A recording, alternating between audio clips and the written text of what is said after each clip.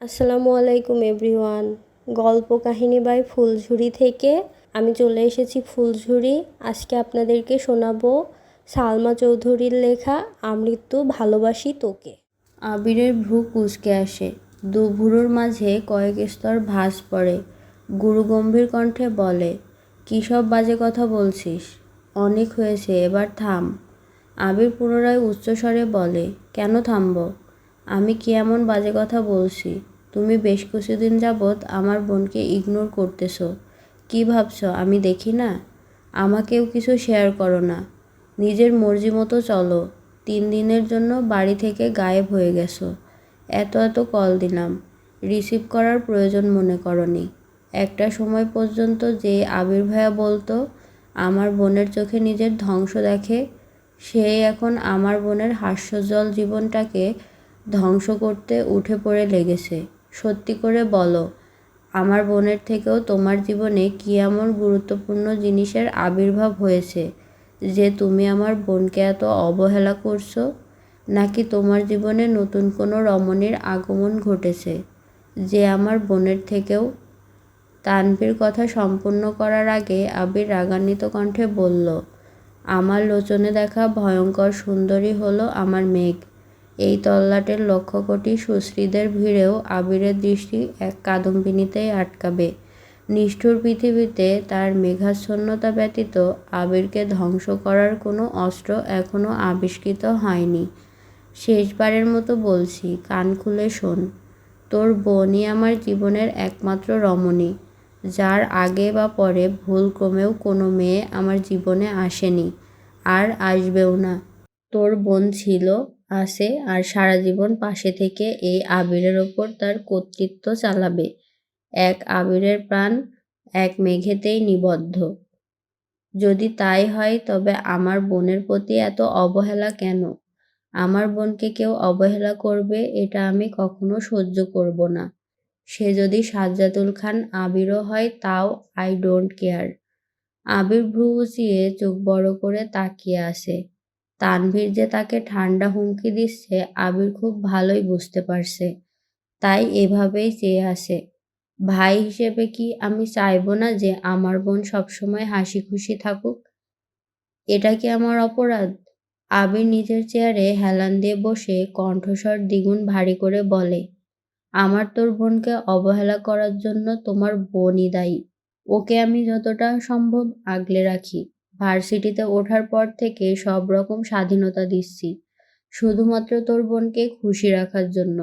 Driver uncle প্রায়ই 1 ঘন্টা 30 minute 20 minute তোর বোনের জন্য গাড়ি নিয়ে অপেক্ষা করে। তোর বোন বন্ধু বান্ধবীদের সাথে আড্ডা দেয়, খাওয়া দাওয়া করে। আঙ্কেল ডাকতে গেলে ওর মন খারাপ হবে, তাই আঙ্কেলকে বলছি যতক্ষণই সময় লাগুক না কেন উনি যেন অপেক্ষা করেন। আমার সামর্থ্যের সবটুকু দিয়ে চেষ্টা করি যেন তোর বোন হাসি খুশি থাকে। তোর বোনের অবহেলা দেখে তোর কষ্ট হচ্ছে, অথচ তোর বোন যখন আমাকে অবহেলা করে তখন আমার খারাপ লাগে না? যেখানে তোর বোনের ঠোঁটে হাসি না থাকলেই আমার বুকে চিনচিন ব্যথা শুরু হয়ে যায়, যার হাসিতে আবির বাসে, তার হাসি না দেখে আবির বাঁচবে কেমন করে? কি হয়েছে? মাইশা আপুর বিয়ের সময় তুই না করা সত্ত্বেও আমি জোর করেই ওকে নিয়ে আসছিলাম, যাতে মালা তোর বোনের মাথায় আজে বাজে কথা ঢুকাতে না পারে। ভার্সিটির ক্লাস শেষে আমার জন্য ওয়েট করতে বলেছিলাম। তোর বোনের হাতের মেহেদি নষ্ট করেছি। মন খারাপ করেছিল। ভাবলাম মেহেদি মোছার বিষয়টা ওকে বুঝিয়ে বলবো। অথচ তোর বোনের অপেক্ষা করার ধৈর্য হয়নি। বন্ধুদের সাথে খেতে চলে গেছে। যাও ভেবেছিলাম ওকে বুঝাবো, ওর আচরণে কথা বলতেই ইচ্ছে হয়নি। তারপর আরেকদিন ফেসবুকে ঢুকতেই তোর বোনের পোস্ট সামনে আসে, যেখানে তামিম আর মিনহাজের উল্টাপাল্টা কমেন্ট দেখে আমার পায়ের রক্ত মাথায় উঠে গেছে। স্বাধীনতা দিয়েছি বলে ওই ছেলেগুলোকে ফ্রেন্ড লিস্টে অ্যাড করে ফেলবে? একবার ভাবার প্রয়োজন বোধ করেনি? ওই দিন বাসায় যাওয়ার পর তোর বোন কি যেন বলতে আসছিল, আমি এক প্রকার রাগেই কথা বলেছিলাম। এতে তোর বোন রেগে গেছে। এরপর রাতে তোদের বাপ ছেলের কথোপকথন শুনে আমার মেজাজ আরও খারাপ হয়েছিল। তোর বাপ যেভাবে মেয়ের শ্বশুরবাড়ির সুখের কথা বলছিলেন তা সহ্য করতে পারিনি, তাই চলে আসছিলাম। 5 দিন থাকলে কাজ মোটামুটি গোছাতে পারতাম। নতুন বছর শুরু হচ্ছে, ভেবেছিলাম 12টায় তোর বোনকে কল দিয়ে একটু কথা বলে নিব, কিন্তু 10টার দিকে দেখি তোর বোন অনেকগুলো কল দিছে। কল ব্যাক করতেই শুনি কান্না করতেছে। কিসের কাজ, কিসের কি, সব ফেলে বাসায় গেছি। তোর বোনের অভিমান ভাঙানোর সুযোগটাও পেলাম না। হুট করে মালা কল দিয়েছে। দুর্ভাগ্যক্রমে তোর বোন সেই কল দেখে ফেলেছে আর তেলে বেগুনে জ্বলে উঠেছে। সেই থেকে তোর বোন আমায় দেখলেই রাগে ফুঁসতে থাকে। এতে আমার কি দোষ বল? মালাকে কি আমি বলছিলাম আমায় কল দিয়ে আমার রোমান্টিক মুডের 14টা বাজা? তাহলে কার দোষ? আর মালার কি লাজ লজ্জা বলতে কিছু নাই? বিয়ের দিন তো তুই সামনেই ছিলি। যা যা ঘটেছে সবটাই তোর স্বচক্ষে দেখা। এখন মালার যদি লজ্জা না থাকে তো আমি কি করব? মালা কেন কল দিছিল? জানি না, কথা হয়নি। ফোনটা দাও। আমার ফোন? হ্যাঁ, কেন? তুমি যা বলছো তা সত্যি কিনা দেখি। মানে, তুইও কি তোর বোনের মতো আমায় অবিশ্বাস করিস? বিশ্বাস অবিশ্বাস কিছু না। আমার বোন যতদিন তোমার উপর অধিকার দেখাতে পারবে না, ততদিন আমাকেই সেই দায়িত্ব পালন করতে হবে। যদি একটু এদিক সেদিক পাই তাহলে বনুকে দিব না। আবির ফোন বের করে তানভীরের সামনে টেবিলে রেখে রাগী স্বরে বলল, নে ফোন, যা পরীক্ষা করার কর, কিন্তু বারবার তোর বোনকে টেনে আমায় থ্রেট দিবি না। তোর বোন আমার মানে আমারই, বেশি করলেও ওরে কিডন্যাপ করে বিয়ে করে ফেলবো। তানভীর হেসে ফোনটা হাতে নিল। হোম স্ক্রিনে মেঘের ছবি দেওয়া। তানভীর আবিরের দিকে তাকিয়ে মুচকি হাসল। আবির স্বাভাবিক কণ্ঠে বলল, ভাই প্লিজ, একটা ফাইল ছাড়া যা দেখার দেখ। তানভীর ঠাট্টার স্বরে বলল, কেন, কি আছে ওই ফাইলে? দেখতে হচ্ছে তো। তোর বোনের আর আমার ছবি আছে, যা দেখে আয়। ছবি দেখে লজ্জায় পড়লে আমি দায়ী না। তানভীর 1 মিনিটেই ফোন আবিরের দিকে এগিয়ে দিয়ে বলল, বনুর সাথে কথা বলো। আবির ফোনের স্ক্রিনে তাকাতেই নাম ভেসে উঠেছে, হৃদয় হরিণী। কয়েক সেকেন্ড হয়ে গেছে, কল রিসিভ হয়েছে। আবির কল কানে ধরতে ধরতে তানভীরের দিকে তাকিয়ে কপাল কুঁচকালো। এভাবে মেঘকে কল দেয়ায় খুব অস্বস্তিতে পড়ে গেছে সে। ফোন কানে ধরে খুব স্বাভাবিক কণ্ঠে আবির প্রশ্ন করল, কি করছিস? মেঘের রাগান্বিত কণ্ঠের জবাব, ঘাস কাটি। মানে? শুয়ে আছি। খাইছিস? ভাইয়া ট্রিট দিয়েছে, জানেন না? জানি। তাহলে জিজ্ঞেস করছেন কেন? এমনি। কল দিয়েছেন কেন? দিতে পারি না? অবশ্যই পারেন, কিন্তু আমায় কল দিতে হবে না। রাখছি, ঘুমাবো। মেঘ কল কেটে দিয়েছে। আবির তানভীরের দিকে তাকিয়ে রাগী স্বরে বলল, দেখছিস, এজন্যই কথা বলি না। ও যে ছেলেদের সাথে মিশছে, ঘুরছে, সেদিকে সমস্যা নেই। আমায় কেন মালা কল দিয়েছে, এই জিদে এখনো এমন করতেছে। এই হলো মেয়ে জাতি। নিজের বেলা 16 আনার 16 আনাই লাগবে, আর অন্যের বেলায় দুনিয়া ভেসে যাক। তানভীর আর রাকিব দুজনেই সশব্দে হাসছে। দু ভাইয়ের কথোপকথনে রাকিব এতক্ষণ নীরব দর্শক ছিল। দুই ভাই রাগারাগি করবে, একটু পরেই মিলে যাবে, এটা অনেক পুরনো ঘটনা। অনেকক্ষণ আগেই কফি আর নাস্তা নিয়ে আসছে। মালাটাও রাকিবকে দিয়ে গিয়েছিল, কিন্তু ওদের কথা কাটাকাটি দেখে রাকিব ফুলের মালাটা পাশেই রেখে দিয়েছিল। তানভীরের মেজাজ এখন অনেকটাই শান্ত। সে আপন মনে কফি খাচ্ছে। আবির মৃদু হেসে প্রশ্ন করল, তুই এখানে কেন আসছিলি বলতো? তামিমকে মারতে দেয়নি তার জন্য? অথচ 1 ঘন্টা যাবৎ তোর বোনকে নিয়ে ঝগড়া করছিস। এখন তুই ভাব তোর রাগ কেমন। লজিক থাকুক আর না থাকুক, রাগ উঠছে মানে চিল্লাইতেই হবে। তানভীর ভারী কণ্ঠে পুনরায় হুঙ্কার দিল, তুমি অনুমতি দিলে ওই ছেলেকে এখনই মাটিতে কুপে রেখে আসবো। তাতে কি লাভ হবে শুনি? আমি পুরো ঘটনাই জানি। তুই যা বলেছিস সেটাও বুঝেছি, কিন্তু সমস্যাটা হচ্ছে তোর ওনার ব্যাপারে যতটুকু তথ্য আমি পেয়েছি, উনি খুব বাস্তববাদী একজন মানুষ আর খুব স্ট্রিক্ট। তোর বোন জেদি ঠিক আছে, তবে আমি তাকে সামলানোর ক্ষমতা রাখি, কিন্তু তোর যা অবস্থা, রাগ উঠলে লজিক বেলজিক যেভাবে একাকার করে ফেলিস, থাক আর কিছু বললাম না। এখন মূল ঘটনায় আসি। তোর ওনাকে তামিম প্রপোজ করেছে। উনি যদি স্ট্রং মেন্টালিটির মেয়ে না হতো তাহলে উনি মুখের উপর রিজেক্ট করতে পারতো না। সময় নিত, ভাবতো, পরে ইনিয়ে বিনিয়ে না করতো। এখন এই ঝামেলাবিহীন ঘটনায় তুই গিয়ে হুট করে ওই ছেলেকে পেটালি। এতে আর কিছু হোক বা না হোক বন্যার সামনে তোর ইমেজটা নষ্ট হবে। তুই রাজনীতি করিস, এটা অলরেডি একটা নেগেটিভ ইস্যু। এখন এভাবে মারপিট করলে অবশ্যই বন্যার কানে কথা যাবে। তোর প্রতি তার নেগেটিভ চিন্তাভাবনা আরও বেড়ে যাবে। এখন তো কথা বলে, পরে দেখবি তোকে দেখলে কথাও বলবে না। তখন প্রপোজ করতে গেলে জীবনেও একসেপ্ট করবে না, বরং সম্পর্ক আরও নষ্ট হবে। আমি চাই না তুই একই ধাক্কা দুবার খাস। প্রথমবার তোর ভুল ছিল না, তবুও কষ্টটা তুই বেশি পাইছিস। এত বছর পর নতুন করে কারো প্রতি ইমোশন আসছে, ইমোশনটা ধরে রাখিস। ভুল রাস্তায় পা বাড়ানোর আগে অন্ততপক্ষে 10 বার ভাবিস। আর ওই ছেলে যদি বাড়াবাড়ি করতে আসে তখন বিষয়টা আমি দেখব। তবুও তুই কিছু করিস না প্লিজ। তুই যেমন তোর বোনের খুশি দেখতে চাস, তেমনি আমিও তোদের দুজনের খুশি দেখতে চাই। ভুলে যাস না, আমরা সবাই এক মায়ার বন্ধনে আবদ্ধ। আমার কিছু হলে যেমন তুই কষ্ট পাবি, তোর কিছু হলে তেমন তোর বোন কষ্ট পাবে। আর তোর বোনের কিছু হলে তো আমি শেষ হয়ে যাব। প্লিজ ভাইয়া, এভাবে বলো না। কারোর কিছু হবে না ইনশাল্লাহ। কত শত স্বপ্ন পূরণ করা বাকি, প্রাপ্তির খাতা যে এখনো শূন্য। জীবনে সফলতা, প্রেম, বিয়ে কিছুই তো হলো না। এ জীবনে কি পেলাম আমি?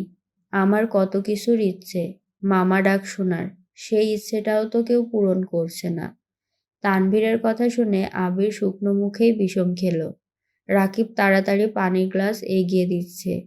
কোনো রকমে একটু পানি খেয়ে গ্লাসটা টেবিলে রাখতে রাখতে আবির বলল, তোর বোনের সাথে প্ল্যানিংটা তাহলে খুব শীঘ্রই করতে হচ্ছে। আবিরের কথা শুনে তানভীর পুরাই বেকুব হয়ে গেছে। আবির সিরিয়াস মুড ঠিক করতে তানভীর মজা করেছিল। আবির যে এমন কথা বলবে এটা সে ভাবতেও পারেনি। রাকিব ঠাট্টার স্বরে বলল, প্রেম বিয়ের খবর নেই, ডিরেক্ট বাপ হওয়ার ধান্দা। আবির রাকিবের দিকে তাকিয়ে ঠোঁট বেঁকিয়ে হেসে জানালো, সবাই তো সিরিয়াল মেইনটেইন করে, আমি বরং উল্টোটা করলাম। শুধু আমার বউটা রাজি হলেই হবে। তানভীর আর রাকিব দুজনেই হাসছে, সেই সাথে আবিরও। বেশ কিছুক্ষণ চলল এসব ফাজলামো। আবিরের জুনিয়র তানভীরকে মামা ডাকবে নাকি চাচ্চু ডাকবে সেই নিয়েও আলাপচারিতা চলল। খানিকক্ষণ বাদে তানভীর স্বাভাবিক কণ্ঠে জিজ্ঞেস করল, ভাইয়া, বন্যা কি আমার জন্য ঠিকঠাক? আমি আবারও ভুল পথে পা বাড়াচ্ছি না তো? দেখ ভাই, সিদ্ধান্ত নেয়ার ক্ষমতা আমাদের আছে, কিন্তু সেই সিদ্ধান্ত সঠিক নাকি ভুল তা বলার ক্ষমতা আমাদের নেই। বন্যা মেয়েটা খুব ভালো, এই কথায় কোনো ভুল নেই, কিন্তু তোকে আরেকটু সাবধান হতে হবে। আমি জানি তুই ওর জন্য নিজেকে প্রতিনিয়ত পরিবর্তন করার চেষ্টা করছিস, তারপরও একটু কেয়ারফুল থাকিস। রেগে গেলে যে উল্টাপাল্টা আচরণ করিস সেটার প্রভাব যেন কোনোভাবেই তার উপর না পড়ে। প্রয়োজনে অপ্রয়োজনে একটু খোঁজ খবর নিবি। জানিস তো, মেয়েরা সুদর্শন পুরুষের থেকেও দায়িত্বশীল পুরুষের প্রেমে বেশি পড়ে। দুপুর পেরিয়ে বিকেল হয়ে গেছে, দুই ভাইয়ের কথা ফুরোচ্ছে না। এর মধ্যে ফুপি আবিরকে কল দিয়েছিল। দুই ভাই ফুপির সঙ্গে কথা বলেছে। আবির আর তানভীর যতই ব্যস্ত থাকুক না কেন, সপ্তাহে অন্ততপক্ষে একদিন হলেও ফুপির সাথে দেখা করে আসে। আসিফ ভাইয়া এখনো দেশে ফেরেনি, তবুও জান্নাতের একাই দুবারিতে যাতায়াত করতে হয়। একদিকে রাকিবের একমাত্র বোন, অন্যদিকে ওই বাড়ির বড় বউ। জান্নাত সবারই খুব আদরের, বিশেষ করে মাহমুদা খানের চোখের মণি। শাশুড়ি সর্বক্ষণ বৌমাকে চোখে হারায়। বিকেলে খাওয়া দাওয়া করার সময় তানভীর কৌতূহল নিয়ে প্রশ্ন করল, ভাইয়া, একটা কথা জিজ্ঞেস করি? কি কথা? 3 দিন তুমি কোথায় ছিলে? তোকে নিয়ে যাবনে, নিজেই দেখে আসিস কোথায় ছিলাম। আচ্ছা। অফিসের কাজ শেষ করা পর্যন্ত তানভীর অফিসেই ছিল। যতটুকু পেরেছে নিজেও হেল্প করেছে। অফিস শেষে রাকিব সহ তানভীর আর আবির ঘুরতে বেরিয়েছে। সেখান থেকে বাসায় ফিরেছে প্রায় 8টার দিকে। মেঘ সোফায় বসে টিভি দেখছিল। আবির পকেট থেকে একটা কিটক্যাট চকলেট বের করে সোফার সামনে রাখা টি টেবিলে ঠিক মেঘের সামনে রাখলো। মেঘ চকলেটের দিকে তাকিয়ে রাগে স্বরে বলল, আমি খাবো না চকলেট। আবির ভারী কণ্ঠের জবাব, না খেলে ফেলে দে। মেঘ সঙ্গে সঙ্গে চকলেটটা হাতে নিয়ে ছুঁড়ে ফেলে দিয়েছে। আবির তীক্ষ্ণ দৃষ্টিতে খানিক চেয়ে রইল, পরক্ষণেই নিজের রুমের দিকে চলে যাচ্ছে। তখনই রুম থেকে আদি আসছে। ফ্লোরে চকলেট পড়ে আছে দেখে চকলেটটা হাতে নিয়ে মেঘের কাছে ছুটে এসে প্রশ্ন করে, মেঘাপু, চকলেটটা কার? খেতে ইচ্ছে হলে খেয়ে ফেল। থ্যাংক ইউ মেঘাপু, বলে আদি চকলেটের প্যাকেট ছিঁড়তে ছিঁড়তে রুমের দিকে চলে গেছে। আবির উপর থেকে সেটা দেখে নিজের রুমে ঢুকে গিয়েছে। মেঘ অত্যন্ত জেদি একটা মেয়ে, যা বলবে তাই করবে। কোনো কিছু খাবে না বললে দুনিয়া উল্টে গেলেও খাবে না। আবার কোনো জিনিস লাগবে মানে লাগবেই। মালার প্রতি তার রাগ অনেকদিন যাবৎ। ওই দিন রাতে কল দেওয়ার পর থেকে সেই রাগ এখন কন্ট্রোলহীন হয়ে গেছে।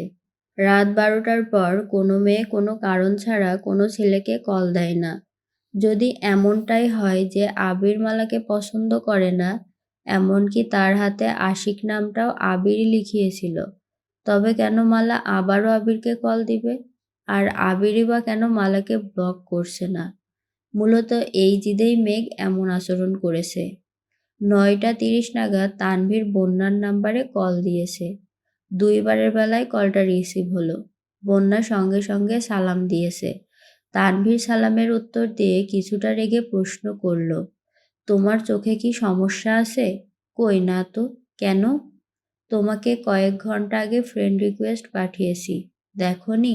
নাকি একসেপ্ট করার প্রয়োজন মনে করনি? বন্যা তৎক্ষণাৎ ফোন কেটে দিয়েছে। আরও 2 ঘন্টা আগেই দেখেছে তানভীর রিকোয়েস্ট পাঠিয়েছে। এমনকি তানভীরের আইডি ঘুরেও দেখেছে। বন্যা ইচ্ছে করে একসেপ্ট করেনি। এমনিতেই যেভাবে শাসন করে, সেখানে ফ্রেন্ড লিস্টে অ্যাড করলে সব কিছুতে নজরদারি করবে, এই ভয়ে একসেপ্ট করেনি। কিন্তু এভাবে কল দেয়াতে বন্যা তাড়াতাড়ি গিয়ে একসেপ্ট করে দিয়েছে। কিছুক্ষণ পর তানভীর আবার কল করেছে। কল রিসিভ করতেই বন্যার এখনো হাত কাঁপছে। ভয়ে ভয়ে রিসিভ করছে। তানভীর এবার স্বাভাবিক কণ্ঠে বলল, কল কেটেছো কেন? একসেপ্ট করেছি। ওকে, কোথায় আসো? নানু বাড়িতে। তোমার নানু কেমন আছেন? এখন কিছুটা সুস্থ, দোয়া করবেন। ফি আমানিল্লাহ। রাতে খেয়েছো? জি, আপনি? হ্যাঁ। আচ্ছা রাখি এখন। এই শোনো। জি ভাইয়া। আবার ভাইয়া? সরি, মুখ ফসকে বেরিয়ে গেছে, বলুন। I am sorry. দুপুরে তোমার সাথে রাগ দেখানোটা একেবারেই উচিত হয়নি। কিছু মনে করো না প্লিজ। মেজাজ একটু গরম ছিল। বন্যার অক্ষিযুগল প্রশস্ত হয়ে গেছে। হা হয়ে রুমের দেয়ালে চেয়ে আসে। স্বয়ং তানভীর খান তাকে সরি বলছে, এটাও ভাবা যায়। ছোট থেকে মেঘ আর বন্যা তানভীরের কম ধমক খায়নি। সেসব এখন অতীত। স্কুল কলেজের গণ্ডি পেরিয়ে দুজনেই এখন ভার্সিটির স্টুডেন্ট। মেঘ আর বন্যার আচরণে যেমন পরিবর্তন এসেছে, তেমনি তানভীরের আচরণেও অনেক পরিবর্তন এসেছে। তবে আজকের সরি বলাটা বন্যার কাছে অকল্পনীয় বিষয়। তানভীরের সঙ্গে কথা শেষ করেই মেঘকে কল দিয়েছে। বন্যা, জানিস তোর ভাই আমাকে ফ্রেন্ড রিকোয়েস্ট পাঠিয়েছে, আবার দুপুরের আচরণের জন্য সরিও বলেছে। মেঘ, তোকে আগেই বলেছি, আমার ভাইয়ের মতো মানুষ হয় না, রাগী হলেও মন ফ্রেশ। বন্যা, কিসের ফ্রেশ? তোর ভাইয়ের আইডিতে ঢুকছিলাম, লাস্ট কয়েকদিনের পোস্ট পড়ে আমি এখন কোমায় যাওয়ার রাস্তা খুঁজছি। মেঘ, উমা কেন? বন্যা, এক একটা স্ট্যাটাস যে দিয়েছে, লাইনগুলো পড়েই আমি ক্লান্ত হয়ে গেছি। স্ট্যাটাসের মানে বোঝা তো বহু দূরের বিষয়। মেঘ, এটা আমার ভাইয়ের একার সমস্যা না, আমার মনে হয় এটা ছেলের ব্রেইনের সমস্যা। মাঝে মাঝে আবির ভাইও আধ্যাত্মিক লেভেলের কথা বলেন। আমার এক কান দিয়ে ঢুকে অন্য কান দিয়ে বেরিয়ে যায়। আগামাথা কিছুই বুঝি না। বন্যা: আবির ভাইয়েরটা জানি না, তবে আমার কি মনে হয় জানিস? তোর ভাই হয়তো প্রেমে ছ্যাঁকা খেয়েছে। আজকে দুপুরেও দেখলি না, রেগেছিল। কতবার ফোনে কথা বলতে বলতে উঠে গেছে। বিশ্বাস না করলে তুই নিজেই ওনার স্ট্যাটাসগুলো দেখিস। মেঘের হাসি মুখে অন্ধকার ছেয়ে গেছে। খুব চিন্তায় পড়ে গেছে মেয়েটা। বন্যা পুনরায় বলল, আমার আসতে কয়েকদিন দেরি হবে। তুই সাবধানে থাকিস আর ক্লাসগুলো ঠিকমতো করিস। মেঘ আচ্ছা বলে কল কেটে দিয়েছে। তার মাথায় বন্যার বলা কথাটাই ঘুরছে। সঙ্গে সঙ্গে ফেসবুকে ঢুকে তানভীরের আইডি চেক করলো। বেশ কয়েকটা পোস্টে আবির ভাই আর রাকিব ভাইয়াদের কমেন্টও আছে। মেঘ সেসব কমেন্টও পড়েছে বিষয়টা বোঝার জন্য, কিন্তু কিছুই বুঝতে পারছে না। মেঘের শরীর ঘামছে, চোখে মুখে চিন্তার ছাপ।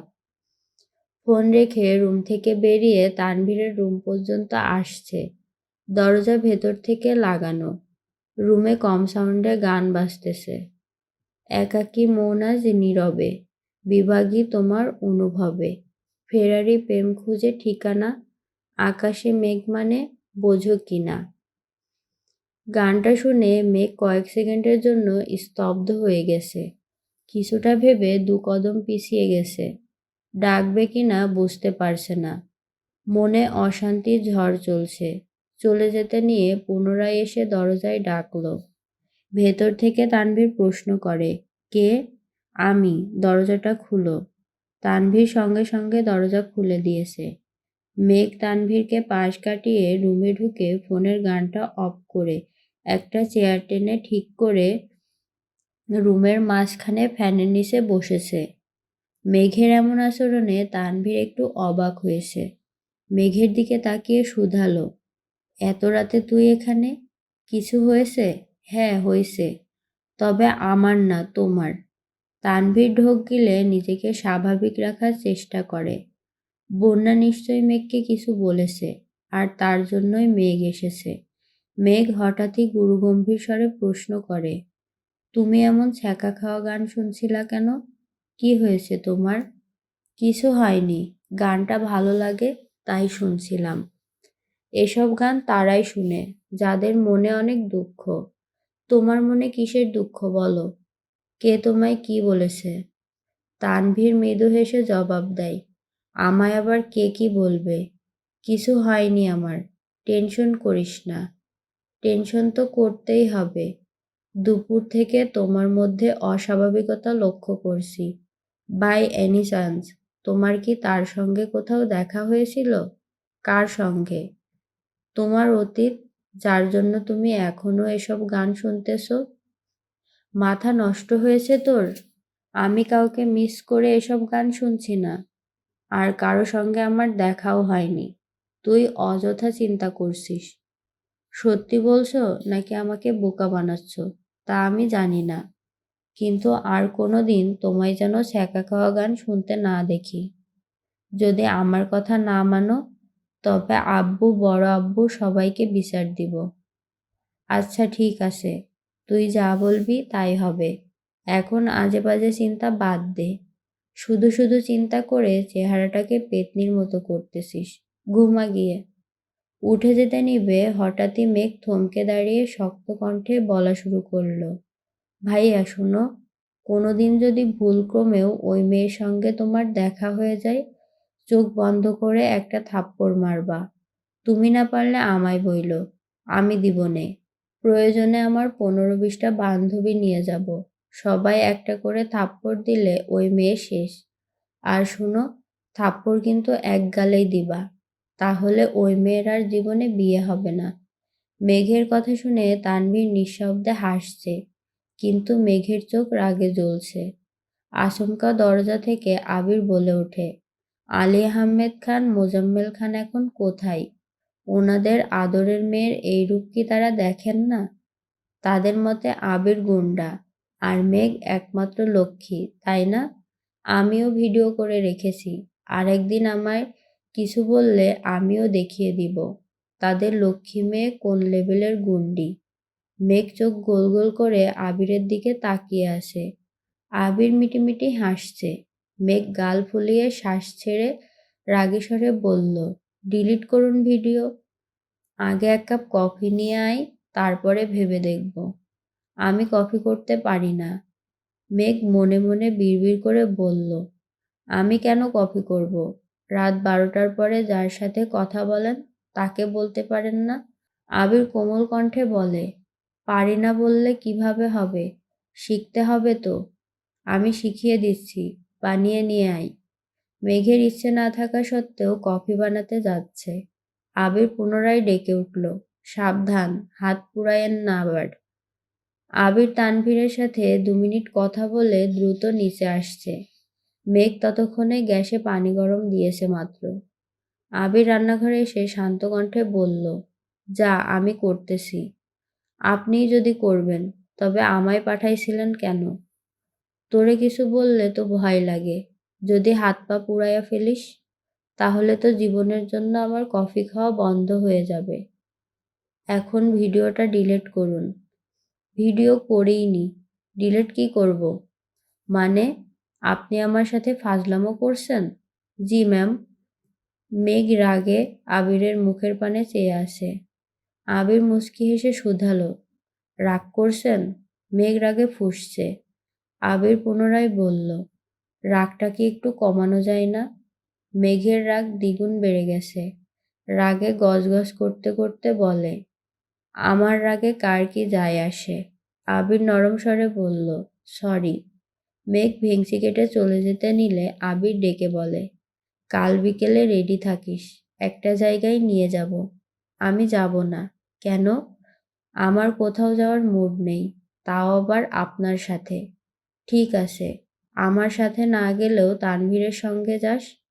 কারো সাথেই যাব না। না গেলে কিন্তু স্পেশাল কিছু মিস করবি। মিস যদি না করতে চাস, তাহলে কালকের জন্য রাগটা পাশের বাড়িতে রেখে তানভীরের সঙ্গে চলে যাস। আমি যাব না মানে যাবই না।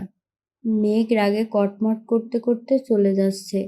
আবির পেছন থেকে আবারও ডেকে বলে, ভেবে দেখিস রাগটা পাশের বাড়িতে রাখা যায় কিনা।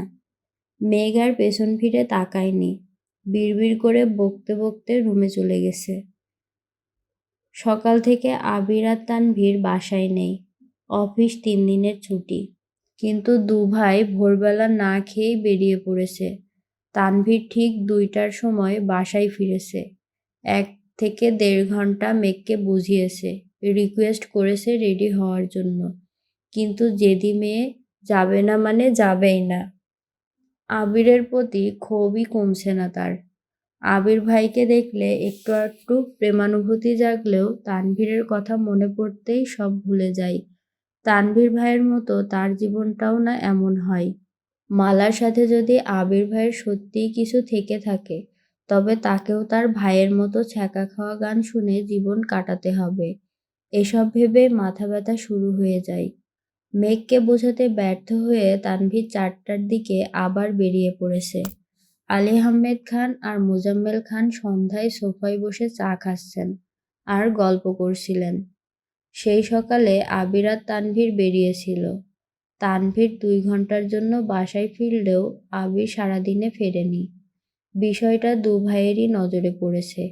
আবিরের আম্মুকেও জিজ্ঞেস করেছে, উনিও জানেন না। সারাদিনে আবিরের সাথে কথাও হয়নি। আলী আহমেদ খান নিজেও 2বার কল দিয়েছেন, নো রেসপন্স। আবিরের সঙ্গে বাবা চাচার দূরত্ব দিনকে দিন বেড়েই চলেছে। আবির টাইম মতো অফিসে যায়, নিজের কাজও ঠিকঠাক মতো করে, সেই সাথে বাবা চাচার কাজও একা হাতে সামলায়। কাজের বাহিরে 10 মিনিটের জন্য ওনাদের সাথে বসে না, 1 কাপ চা পর্যন্ত খায় না, প্রয়োজনে বাহিরে কোনো কথা বলে না। অথচ একটা সময় পর্যন্ত আবির যা করত সব আব্বু আর চাচুকে জানিয়ে করত। বাহিরে থাকাকালীন রেগুলার আব্বু আর চাচুর সঙ্গে কথা হতো। গত 1.5 বছরে ছেলের এত পরিবর্তন মেনে নিতে পারছেন না আবিরের আব্বু। প্রায়ই দুই ভাই এই বিষয় নিয়ে কথা বলেন, কিন্তু এর কোনো সমাধান পান না। রাত ৯টার দিকে আবির কয়েক বক্স মিষ্টি নিয়ে বাসায় আসছে। একটা বক্স হাতে নিয়ে উপরে সোজা মেঘের রুমে হাজির হয়েছে। মেঘ জামা প্রিন্ট করছিল। হঠাৎ পেছনে ঘুরতেই আবিরকে দেখে আঁতকে ওঠে। আবির ঠিক তার পেছনে দাঁড়ানো। আবির একটা মিষ্টি হাতে নিয়ে নরম স্বরে বলল, নে হা কর। কিসের মিষ্টি? হা করতে বলেছি। ভারী কণ্ঠে মেঘ হা করে মিষ্টিটা মুখে নিল। আবির দ্বিতীয় মিষ্টিটা আঙুলে নিতে নিতে গম্ভীর কণ্ঠে বলল, তুই যদি কথা মানতি তাহলে জানতে পারতি কিসের মিষ্টি। যেহেতু যাসনি, তাই এই বিষয়ে তোকে আপাতত আর কিছুই বলবো না। আবির আরেকটা মিষ্টি মেঘকে খাইয়ে দিয়ে বক্সটা টেবিলের উপর রেখে চলে গেছে। আজ সকাল থেকে বাড়িতে মানুষের ভিড়। আবিরের রুমে কাজ করাবে। এত বছরে বাড়ির অন্যান্য রুমগুলো দুই একবার রং করা হলেও আবিরের রুমে রং করা হয় না অনেক বছর যাবৎ। রং করলে ছেলের স্মৃতি মুছে যাবে বলে মালিহা খানের কড়া নির্দেশ ছিল, আবিরের রুমে কোনো রকমে কাজ করানো যাবে না। আবির ফিরেছে অনেক দিন, তবুও রং করায়নি। মায়ের অনুমতি নিয়েই রুমে কাজ করাচ্ছে। পুরাতন কিছু জিনিসপত্র সরিয়ে নতুন জিনিস আনা হচ্ছে। রুমে এসি লাগানো হচ্ছে। দুপুরবেলা মেঘ হঠাৎই কি মনে করে যেন আবিরের রুমে আসছে। রুম সম্পূর্ণ অগোছালো, পা ফেলার অবস্থা নেই। দেয়ালে সাদা রং করা হচ্ছে, এরপর অন্য রং দেয়া হবে। মেঘ আহ্লাদি কণ্ঠে ডাকল, আবির ভাই। হুম। আমি কিন্তু আপনার রুমের দেয়ালগুলোতে আর্ট করব। আবির এদিক সেদিক তাকিয়ে একটা দেয়াল দেখিয়ে বলল, তুই চাইলে এই দেয়ালে তোর লতাপাতার ডিজাইন করতে পারিস। মেঘ অভিমানী স্বরে বলল, থাক, লাগবে না। হ্যান্ড প্রিন্টিংয়ের কাজ শিখেছে, তাই মান অভিমান সাইডে রেখে এসেছিল প্রিয় মানুষের রুমটাকে নিজের মতো করে সাজাতে। আবির ভাই চান বা না চান, সে তো নিজের আবির ভাইয়ের প্রেমিকা মনে করে। সেই অধিকার বোধ নিয়েই এসেছিল। কিন্তু আবির একটা দেয়ালে রং করার অনুমতি দেয়ায় তার বড্ড অভিমান হয়েছে। আবির বিরক্তিকর কণ্ঠে বলল, রং না করলে বলছিস কেন? আর আসছিস কেন আমার রুমে? আমি ডেকে আনছিলাম তোকে? যা এখান থেকে, আগামী 7 দিন তোর আমার রুমে আসা সম্পূর্ণ নিষেধ। যদি ভুলেও আমার রুমে আসার চেষ্টা করিস, তাহলে তোর খবর আছে। রুমে কয়েকজন মিলে রং করছিল। সবার সামনে এভাবে কথা বলায় মেঘ খুব অপমানিত হয়েছে। কাঁদতে কাঁদতে বলে, আপনার রুমে আসছি বলে কি মহাভারত অশুদ্ধ হয়ে গেছে? হ্যাঁ হয়েছে। একদম কাঁদবি না, যা এখান থেকে। মেঘ কাঁদতে কাঁদতে বেরিয়ে যেতে নিলে কিসের সঙ্গে হোঁচট খেয়ে পড়তে নিলে নিজেকে সামলাতে এক হাত দরজায় আর এক হাত সদ্য রং করা দেয়ালে রেখে কোনো রকমে পড়ে যাওয়ার হাত থেকে বেঁচেছে। স্বাভাবিক হয়ে মেঘ পেছন ফিরে তাকিয়েছে। আবির যেন দেখেও না দেখার ভান করে আসে। একটা জলজান্ত মানুষ পড়ে যেতে নিচ্ছিল, অথচ তার ধরার কোনো চেষ্টা নেই। ঠিক আছে কিনা জিজ্ঞেস করার কোনো প্রয়োজন বোধ করছেন না। এমন আবির ভাইকে মেঘ কখনোই চায়নি। আবির ভাইয়ের অ্যাটিটিউডের চেয়েও বেশি ওনার যত্নের প্রেমে পড়েছিল মেঘ। যেই মানুষটা এত পরিবর্তন হয়ে গেছে ভেবেই মেঘ অবাক হয়ে যাচ্ছে। মাথা নিচু করে রুম থেকে বেরিয়ে গেছে। 5 মিনিটের মধ্যেই রুমে সাদা রং করা শেষ হয়ে গিয়েছে। কয়েকজনের মধ্যে একজনের নজর পড়ে দরজার পাশের দেওয়ালের দিকে। মেঘের হাতের চাপে দেয়ালে স্পষ্ট ছাপ পড়ে গেছে। ছেলেটা রং নিয়ে এগিয়ে আসতে আসতে বলে, রংটা দেখা যায় নষ্ট হয়ে গেছে। সমস্যা নাই, এখনই ঠিক করে দিচ্ছি। আবির গম্ভীর গলায় বলে, সাবধান, এই ছাপের উপর যেন রং না পড়ে। ভাই, এভাবে রাগ দেখানো ঠিক না। আপনার বোনের হাত বোধহয় ভুলে দেওয়ালে লেগে গেছে। এখনো ভেজা আছে, রং দিয়ে দিলে ঠিক হয়ে যাবে। কিছু বোঝা যাবে না। আবির মুচকি হেসে বলে, এই ছাপ ভুল করে হয়নি। আমি ইচ্ছে করেই করিয়েছি। এই রুমটা যার, তার স্মৃতি তো রাখতেই হবে। মেঘ যাওয়ার জন্য পা বাড়াতে যাবে এমন সময় আবির পা বাড়িয়ে দিয়েছিল, আর আবিরের পায়ের সঙ্গে হোঁচট খেয়েই মেঘ পড়তে নিয়েছিল। ছেলেটা দাঁত কেলিয়ে হেসে বলে, ভাই, উনি কি আপনার ভালোবাসার মানুষ? হ্যাঁ। তাহলে এত রাগ দেখালেন যে? কারণ আছে, তুমি কাজ করো। আর হ্যাঁ, ও যেন কোনোভাবেই রুমে না আসে, খেয়াল রেখো। আচ্ছা ভাই। 2 দিন হয়ে গেছে আবিরের রুমে রং করা হয়েছে। মেঘ অনিচ্ছা সত্ত্বেও ছাদে যাওয়ার সময় আবিরের রুমের দিকে তাকিয়েছে। আবির বাসায় থাকলে সবসময় দরজা বন্ধ থাকে, আর বাসায় না থাকলে রুম তালা দেওয়া থাকে। রুমে তালা দেখে মেঘের মেজাজ আরো বেশি খারাপ হয়। সন্ধ্যার দিকে মেঘ ড্রয়িং রুমে বসে বসে মা কাকিয়াদের সঙ্গে আড্ডা দিচ্ছিল। মেঘ অকস্মাৎ বলে উঠল, বড় আম্মু, তুমি কি জানো তোমার ছেলে যে অবৈধ কাজ করে? মানে, কি বলছিস কি? হ্যাঁ, তা না হলে বাড়ির মধ্যে এত মানুষ থাকা সত্ত্বেও ওনার রুমে তালা দিয়ে রাখতে হয় কেন বলো? আবির রুম তালা দিয়ে রাখে? হ্যাঁ, বিশ্বাস না করলে উনি বাসায় না থাকলে দেখে আইসো। আচমকা মাথায় গাঁটটা খাওয়ায় মেঘ উফ বলে পেছন দিকে তাকাতেই দেখে আবির দাঁতে দাঁত চেপে দাঁড়িয়ে আছে। কণ্ঠস্বর দ্বিগুণ ভারী করে বলে, রুমে তালা দিয়ে রাখছি বলে কি আমি অবৈধ ব্যবসা করি? এ কেমন লজিক? আচ্ছা, আমি কি অবৈধ কাজ করি বল? না বলতে পারলে তোর একদিন কি আমার একদিন। মেঘ মাথায় হাত ঘষতে ঘষতে বলল, আপনার ব্যবসা আপনিই ভালো জানেন। মেঘ উঠতে নিলে আবির ধমক দিয়ে বলে, সব বিষয় নিয়ে ফাজলামি করবি না। তোদের যন্ত্রণায় রুমে তালা দিয়ে রেখেছিলাম। আমার রুমে অনেক গুরুত্বপূর্ণ কাগজপত্র আছে, যার মধ্যে একটা কাগজ হারালে সেটাকে খুঁজে বের করা জীবনেও সম্ভব না। সেগুলো যেন নষ্ট করতে না পারিস, তার জন্য তালা দিয়ে রেখেছি। মেঘ মাথা নিচু করে চেয়ারে বসে আছে। ইদানিং আবির ভাইয়ের সাথে ঝামেলা একটু বেশিই হচ্ছে। মজা করে কিছু বললেও আবির ভাই কেমন যেন সিরিয়াস হয়ে যায়। আবির এক কাপ কফি হাতে নিয়ে সোফায় গিয়ে বসেছে। ল্যাপটপে কাজ করছিল। মেঘ কিছুক্ষণ বসে থেকে রুমে চলে যাচ্ছে। সিঁড়ি দিয়ে ওঠার পথে হঠাৎই নজর পড়ে ল্যাপটপের পাশে রাখা আবিরের ফোনের দিকে। ফোনে একটার পর একটা কল আসছে। আবিরের সেদিকে কোনো নজর নেই। মনোযোগ দিয়ে কাজ করছে আর কফি খাচ্ছে। মেঘ 3টা সিঁড়ি নিচে নেমে দেখার চেষ্টা করছে কার কল আসছে। সূক্ষ্ম দৃষ্টিতে তাকিয়ে কোনো রকমে শিওর হলো কলগুলো মালা আপুর নাম্বার থেকেই আসছে। মেঘের মেজাজ খারাপ হতে 2 সেকেন্ড সময় লাগলো না। আবির ভাইয়ের সঙ্গে সম্পর্কের অবনতির মূলে এই মালা আপু। মেঘ রাগে গজগজ করে নিজের রুমে চলে গিয়েছে, কিন্তু রুমেও স্থির হতে পারছে না।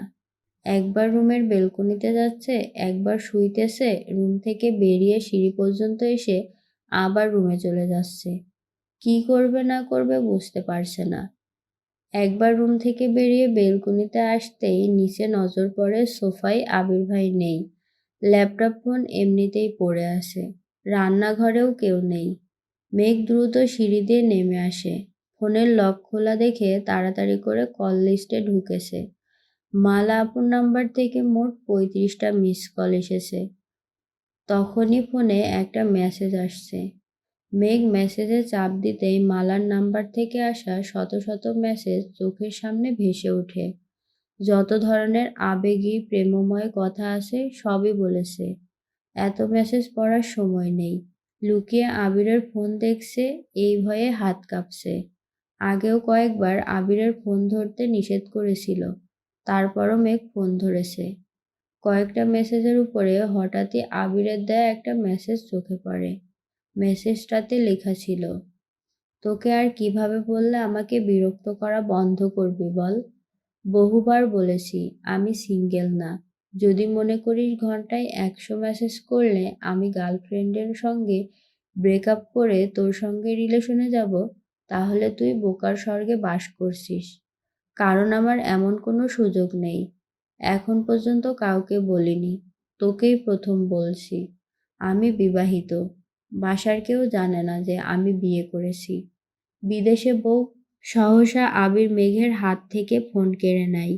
অগ্নিদৃষ্টিতে চেয়ে রাগান্বিত কণ্ঠে বলে, কতবার বলেছি আমার ফোনে হাত দিবি না? কোন সাহসে ধরেছিস? মেঘ ঢোক গিলছে, কান্না যেন ভেতর থেকে উপচে পড়তে চাইছে। অবিরত হেঁচকি উঠছে, কাঁদো কাঁদো কণ্ঠে শুধালো, আবির ভাই, আপনি বিবাহিত? হ্যাঁ, বিদেশে বউ রেখে আসছি, কিছুদিন পর চলে যাব। হইছে? শান্তি? আবারও প্রশ্ন করে, আপনি সত্যিই বিবাহিত? আমার একটা বাচ্চাও আছে, এখন যা এখান থেকে। বাচ্চার কথা শুনে মেঘের হেঁচকি থেমে গেছে, সেই সাথে নিঃশ্বাসও আটকে গেছে গলায়। নিজের চোখ আর কান কোনো কিছুকেই বিশ্বাস করতে পারছে না। আখি জোড়ায় পানি টইটম্বুর হয়ে আছে, শুধু উপচে পড়ার অপেক্ষা। মেঘ তৃতীয়বারের মতো বলে, আপনি সত্যি সত্যি বিবাহিত? আর একটা কথা বললে এমন থাপ্পড় দিব 7 দিন অজ্ঞান হয়ে পড়ে থাকবি। যা এখান থেকে। মেঘ স্তব্ধ হয়ে গেছে, এক দৃষ্টিতে চেয়ে আছে আবিরের মুখের পানে। চোখে পানি জমার জন্য চোখে ঝাপসা দেখছে। আবির আবারও ধমক দেয়, যা এখান থেকে। মেঘ সঙ্গে সঙ্গে চলে গেছে। মেঘের সারা রাত নির্ঘুম কেটেছে, ছটফট করতে করতে রাত পার করেছে, কাঁদতে কাঁদতে চোখ মুখ ফুলিয়ে একাকার অবস্থা করে ফেলেছে। সকালে কোনো মতে হালকা নাস্তা করেই ভার্সিটিতে চলে গেছে। এই বাড়িটাতে এখন মেঘের দম বন্ধ হয়ে আসছে। একটা ক্লাস কোনো মতে করেছে, ক্লাসও বিরক্ত লাগছিল, তাই মাঠে ছিল। মিনহাজ, তামিম, মিষ্টি, সাদিয়া ক্লাস শেষ করে মেঘের কাছে এসে বসেছে। বন্যা এখনো নানুবাড়ি থেকে ফেরেনি, তাই অসহায় মেঘের কষ্ট শেয়ার করার মতো কেউ নেই। মেঘের চোখ মুখ ফোলা দেখে মিনহাজ, সাদিয়া, মিষ্টি বারবার জিজ্ঞেস করছে, কি হয়েছে বলার জন্য, কিন্তু মেঘ কিছুই বলছে না। ওদের জোরাজুরিতে মেঘ শেষমেশ বলেছে, আমি যাকে ভালোবাসি তিনি অলরেডি বিবাহিত আর এক বাচ্চার বাপ। সাদিয়া মিষ্টি দুজনে আর্তনাদ করে ওঠে। মিনহাজ মনে মনে খুশি হয়েছে, এই যেন মেঘ না চাইতেই জল। ওদের জোরাজুরিতে মেঘ কয়েকদিনের ঘটে যাওয়া বিস্তারিত ঘটনা বলেছে। ওদের মধ্যে মিষ্টি খুব তেড়া। মিষ্টি কপাল গুটিয়ে বলা শুরু করলো, এত কিছুর পরেও তুই ওই বাড়িতে আসিস কেন? আমি হলে তো কবেই বাড়ি থেকে চলে আসতাম। চোখের সামনে প্রিয় মানুষ অপ্রিয় হওয়ার চেয়ে চোখের আড়ালে যা খুশি করতে থাকুক। এই যে তোর এত কষ্ট, খারাপ লাগা, কিছুদিন দূরে থাকলেই দেখবি সব ভুলে গেছিস। তুই এক কাজ কর, তুই হোস্টেলে সিট নিয়ে নে, আমাদের সঙ্গে হোস্টেলে থাকবি। আমরা একসাথে ঘুরবো ফিরবো, আড্ডা দিব, পড়াশোনা করব।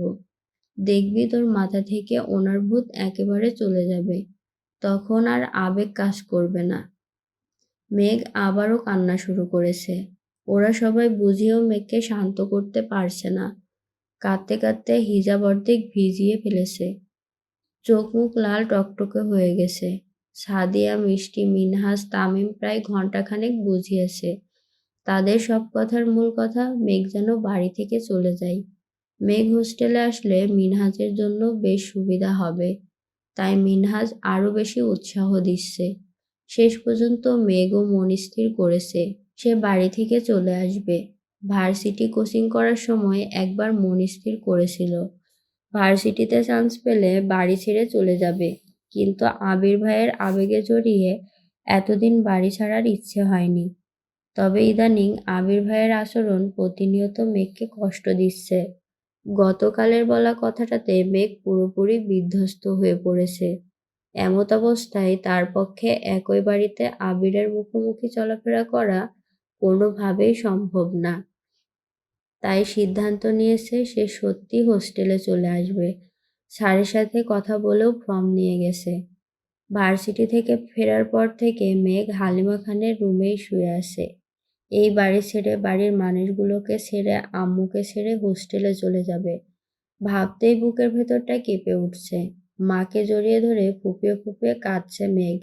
হালিমা খান পাশ ফিরে মেঘের মুখের দিকে তাকালো। কান্নায় ভেজা চোখের দিকে চেয়ে অত্যন্ত মোলায়েম কণ্ঠে শুধালেন, কি হয়েছে মা, কাঁদছিস কেন এভাবে? কেউ কিছু বলছে? কিছু হয়নি আম্মু। হালিমা খান বেশ কয়েকবার মেঘকে জিজ্ঞেস করেছেন, কিন্তু মেঘ উত্তর দেয়নি। আম্মুকে জড়িয়ে ধরে ঘুমিয়ে পড়েছে। সন্ধ্যার দিকে হালিমা খান উঠে গেছেন। মেঘ সন্ধ্যার আরো অনেক পর পর্যন্ত ঘুমিয়েছে। ইদানিং মন খারাপের কারণে ঠিকমতো খাওয়া দাওয়াও করে না মেয়েটা। শরীরও অনেক দুর্বল হয়ে গেছে। আবির সন্ধ্যার দিকে বাসায় ফিরেছে। মেঘের রুমের সামনে দিয়ে যাওয়ার সময় নজর পড়ে মেঘের রুমের দরজা খোলা, ফোনটাও বিছানার উপর পড়ে আছে। গতকাল রাতে ধমক দেওয়ার পর থেকে এখনো মেঘকে দেখেনি আবির। মেঘের রুমে পা বাড়ালো, কিন্তু মেঘ কোথাও নেই। ফাঁকা রুম দেখে আবিরের বুকটা মোচড় দিয়ে উঠেছে। নিচে মিমার আদি খেলতেছে, ওখানে মেঘ নেই, রুমেও নেই। ফোনটাও রুমে ফেলে গেছে। রুম থেকে বের হওয়ার জন্য 2 কদম এগোতেই মেঘের ফোনে কল বেজে উঠেছে। আবির ঘাড় ফিরিয়ে তাকালো ফোনের দিকে। মিনহাজ নামে সেভ করা নাম্বার দেখে আবিরের মেজাজ চরম মাত্রায় খারাপ হলো। কল রিসিভ করতে ওপাশ থেকে মিনহাজ বলে ওঠে, কিরে তুই কি বাসায় বলছিস? বাসার মানুষ রাজি হয়েছে? কবে আসতেছিস তাহলে? আবির অত্যন্ত গুরুতর কণ্ঠে শুধালো, কোথায়? মেঘের ফোনে কোনো পুরুষের কণ্ঠস্বর শুনে মিনহাজ সঙ্গে সঙ্গে কল কেটে দিয়েছে। ভয়ে মিনহাজের হাত পা ঠান্ডা হয়ে যাচ্ছে। তানভীর নাকি আবির কল রিসিভ করেছে এটাও বুঝতে পারেনি সে। অবশ্য বোঝার কথাও না, কারণ আবিরকে দেখলেও ঠিকমতো কথা শুনেনি। আর তানভীরের কথা মিনহাজ শুনেছে, তাছাড়া ফেসবুকে ছবি দেখেছে, এখনো বাস্তবে দেখেনি। তাই কণ্ঠস্বর বোঝার কোনো উপায় নেই। এখন মেঘের জন্য মিনহাজের খুব চিন্তা হচ্ছে। মেঘ বাসায় না বলে থাকলে নিশ্চয় এখন বকা খাবে। আবির মেঘের ফোন রেখে নিজের রুমে চলে গিয়েছে। জানুয়ারি মাসের হাড় কাঁপানো শীতেও রাগে আবিরের শরীর ঘামছে। ফ্রেশ হয়ে সোজা নিচে আসছে। আবিরকে আসতে দেখে মিমার আদি যে যার মতো রুমে চলে গিয়েছে। আবির ড্রয়িং রুম থেকে মামনিকে প্রশ্ন করে, মামনি মেঘ কোথায়? ও তো আমার রুমে ঘুমাচ্ছে। কেন, কোনো দরকার? না তেমন কিছু না, দেখছি না যে, তাই ভাবলাম বাসায় নাকি বাহিরে। হালিমা খান চিন্তিত কণ্ঠে বললেন, আমার মেয়েটার কি যেন হয়েছে, কিছু বলে না, সারাদিনই মন খারাপ করে বসে থাকে। বেশি কিছু বলতে গেলে কান্নাকাটি শুরু করে। আমি কি করব, কিছুই বুঝতে পারছি না। আবির কয়েক মুহূর্ত নিশ্চুপ দাঁড়িয়ে থেকে সোফায় গিয়ে বসলো। 2 হাতে মাথা চেপে ধরে আছে। চারিদিকের নানান দুশ্চিন্তায় মাথায় প্রচণ্ড ব্যথা অনুভব হচ্ছে। কিছুক্ষণের মধ্যেই তানভীর নিচে আসছে। আবিরকে এভাবে বসে থাকতে দেখে আবিরের কাছে বসতে বসতে জিজ্ঞেস করলো, কি হয়েছে ভাইয়া? আবির অসহায় দৃষ্টিতে তানভীরের দিকে তাকালো। আবিরের চোখ মুখের দুরবস্থা দেখে তানভীর শান্ত কণ্ঠে শুধালো, এত টেনশন করছো কি নিয়ে? আবির আশেপাশে চেয়ে দেখে নিল, কোথাও কেউ নেই দেখে আস্তে করে বলা শুরু করলো, আমি আর পারতেছি না ভাই। দিনকে দিন মানুষের সহ্য ধৈর্যের সীমা বাড়ে, আমার উল্টো সহ্য ধৈর্যের মাত্রা শূন্য হয়ে যাচ্ছে। তোর বোনের এই অবস্থা সহ্য করার সামর্থ্য আমার নেই। ওর চোখের দিকে তাকাতে পারি না আমি, নিজেকে বড্ড অপরাধী মনে হয়। প্রতিনিয়ত নিজের মনের সাথে যুদ্ধ করেই চলেছি। নিজেকে সামলাতে না পেরে সবসময় ওরে দূরে সরিয়ে রাখি। বুকে পাথর রেখে আর কতদিন চলবো? তোর বোনের কান্নায় আমার বুকের ওপরে জমানো পাথর পর্যন্ত গলে গেছে। আমি এমনই অভাগা যে মনের রাজ্যের রানীকে তার প্রাপ্য অধিকারটুকু দিতে পারছি না। ওর 2 চোখের পানি মুছে বলতে পারছি না আজকের পর তোকে আমার কারণে কাঁদতে হবে না। ওকে জড়িয়ে ধরে চিৎকার করে বলতে পারছি না আমি তোকে আকাশ সম ভালোবাসি। বনুকে সময় দিলে ওর মনটা একটু হালকা হতো। ওই দিন দেখলি তো তোর বোন কি করলো। তুই আমি এতবার বলার পরেও বের হতে রাজি হলো না। আমি জানি ও আমার উপর রেগে আছে, আর কেন রেগে আছে সেটাও খুব ভালো করেই জানি। তারপরও ওর রাগ ভাঙাতে পারছি না। রাগ ভাঙাতে গেলেই একের পর এক প্রশ্ন করবে, আমি সেই প্রশ্নগুলোর মিথ্যা উত্তর দিতে পারবো না। দরকার হয় দূরে থাকবো, তবুও আমি ওকে আর কোনো মিথ্যা কথা বলবো না। এটা আমার প্রমিস। ফুপির বিষয়ে কিছু ভাবছো? সেটাই ভাবতেছি। কিভাবে ভাই বোনদের সামনাসামনি করব, আর কি রিয়াকশন হবে, এসব ভেবেই মাথা আউলে যাচ্ছে আমার। হালিমা খান 2 ভাইয়ের জন্য কফি আর নুডলস নিয়ে আসতেই 2 ভাইয়ের কথোপকথন থেমে গেছে। আবির নিজের ফোন হাতে নিয়ে চাপাচাপি করতেছে। কফি দেয়ায় এক হাতে কফি নিয়ে অন্য হাতে ফোন ধরে তানভীরের সঙ্গে রাজনীতি নিয়ে কথা বলা শুরু করলো। মেঘ ঘুম থেকে উঠে মায়ের রুম থেকে বের হতেই সোফায় আবির আর তানভীরকে দেখে মাথায় ভালোভাবে ওড়না দিয়ে মাথা নিচু করে চুপচাপ সিঁড়ি দিয়ে উঠে যাচ্ছিল। তাকাবে না ভেবেও নিজেকে আটকাতে পারল না। সিঁড়ি থেকে তাকালো আবিরের দিকে। নজর পড়ে সোজা আবিরের ফোনের ওয়ালপেপারের দিকে। গতকাল ফোন চেক করার সময়ও ওয়ালপেপারের এই ছবিটা দেখেছিল, যেখানে আবিরের গাল কান সহ মাথার এক পাশ দেখা যাচ্ছিল। নিচু হয়ে কিছু পড়ছিল। কল লিস্ট চেক করার তাগিদে ওয়ালপেপারের ছবিটা ভালোভাবে দেখতে পারেনি। তবে আজ আবিরের হাতে থাকা ফোনে ওয়ালপেপারটা স্পষ্ট দেখা যাচ্ছে। ছবিটাতে আবির ঝুঁকে আছে, এক হাতে কোনো মেয়ের হাতের আঙ্গুলগুলো ধরে রেখেছে। সেই সাথে আবিরের ওষ্ঠদ্বয় সেই হাতের উল্টো পিঠের দিকে মাঝ বরাবর স্পর্শ করে আছে। সদ্য ঘুম থেকে ওঠা মেয়ে ঘুম ঘুম চোখে ছবিটা দেখতেই বুকটা স্যাঁত করে উঠল। নীরের দৃষ্টিতে তাকিয়ে রইল সেই ছবির দিকে। যে আবির ভাইকে ঘিরে রঙিন স্বপ্নে বিভোর ছিল মেঘ, সেই আবির কোনো মেয়ের হাতে চুমু খাচ্ছে। ভাবতেই মেঘের দম বন্ধ হয়ে আসছে। নিচের ঠোঁট কামড়ে ধরে কান্না আটকানোর চেষ্টা করে নিজের রুমে চলে গিয়েছে। চোখের সামনে থেকে সেই দৃশ্য যেন সরছেই না। গতকাল আবির ভাই বলেছেন উনি বিবাহিত। মেঘ সে কথা বিশ্বাস করলেও পুরোপুরি করেনি। তবে আজ প্রমাণ পেয়েছে, তাই অবিশ্বাস করার কোনো অপশন নেই। কান্নারও আজ বিশ্বাসঘাতকতা করছে। কাঁদতেছেও কাঁদতে পারছে না, গলায় আটকে আসছে কান্না।